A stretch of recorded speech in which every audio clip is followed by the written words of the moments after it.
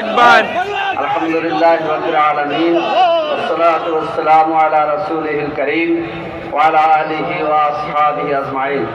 قال الله تعالى في كلام المجيد والفرقان الحميد أعوذ بالله من الشيطان الرجيم بسم الله الرحمن الرحيم إنهم فتية آمنوا بربهم وزدناهم هدى صدق الله العظيم।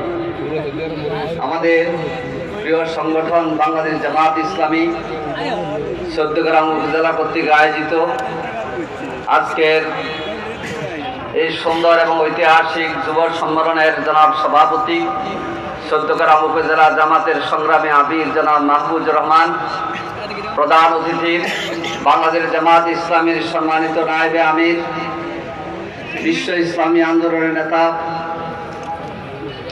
ইরসুর সাবেক মহাসচিব, all assembly of মুসলিম ইউথের সাবেক নেতা, চৌদ্দগ্রামের সাবেক এমপি জনতা ডাক্তার সৈয়দ আব্দুল্লাহ মোহাম্মদ তাহের, আজকের এই সম্মেলনের প্রধান অতিথির যিনি অতিথি, আজকের সম্মেলনের বিশেষ অতিথি বাংলাদেশ জামাত ইসলামীর সহকারী সেক্রেটারি জেনারেল, ইসলামী ছাত্র শিবিরের সাবেক কেন্দ্রীয় সভাপতি এবং আমার কেন্দ্রীয় সভাপতি মাওলানা রফিকুল ইসলাম খান, ইসলামী ছাত্র শিবিরের সাবেক কেন্দ্রীয় সভাপতি জনাব জাহিদুর রহমান, সেক্রেটারি জেনারেল জনাব জাহিদুল ইসলাম সহ মঞ্চে উপবিষ্ট আমন্ত্রিত সর্বপর্যায়ের নেতৃবৃন্দ, সংগ্রামী ভাই ও বন্ধুগণ, আজকের এই সম্মেলনে চৌদ্দগ্রামের যুবকদেরকে আমন্ত্রণ জানানো হয়েছে। কোরআনে কারীমের যে আয়াতটি আমি তেলাওয়াত করি সূরা কাহফের, আল্লাহ তাআলা বলছেন ইন্নাহুম ফিতয়াতুন, তারা ছিল কিছু যুবক, আমানু বিরাব্বিহিম, তাদের রবের প্রতি ছিল তাদের ঈমান, ওয়া জিদনাহুম হুদা, আল্লাহ তাআলা তাদের জীবন পরিচালনার ক্ষেত্রে হেদায়েতের কে বাড়িয়ে দিয়েছেন। প্রিয় ভাইরা, সমাজ পরিবর্তনের জন্য, দিন কায়েমের জন্য একদল কর্মী দরকার। কোরআনের ভাষায় যাদেরকে বলা হয়েছে ইউজাহিদুনা ফি সাবিলিল্লাহ, তারা আল্লাহর পথে সংগ্রাম করবে, ওয়ালা ইয়াখাফুনা লাওমাতা লাইম, এবং কোন তিরস্কারকে তারা ভ্রুক্ষেপ করবে না।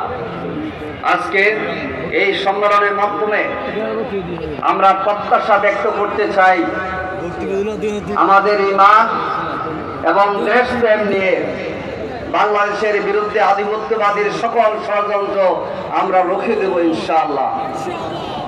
ছাত্র জনতা যে বিপ্লব সফল করেছে, 15 বছর রাজনৈতিক আন্দোলনের মাধ্যমে যা আমরা করতে পারিনি, ঢাকা বিশ্ববিদ্যালয়ের ছাত্রদের পক্ষ থেকে ঘোষণার মধ্য দিয়ে পুরো বাংলাদেশের সকল রাজনৈতিক দল, শ্রেণী পেশার মানুষ ঐক্যবদ্ধ হয়ে নারী পুরুষ শ্রমিক আমরা বিগত স্বৈরাচারকে বিতাড়িত করতে সক্ষম হয়েছে আলহামদুলিল্লাহ।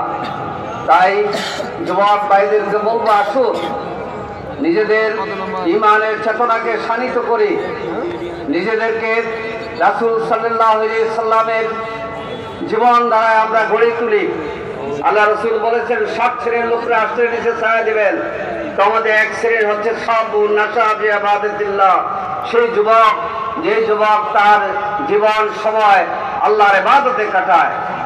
আমরা আজকে আবেদন রাখবো, আসুন আমরা সেই যুবক যে যুবকদের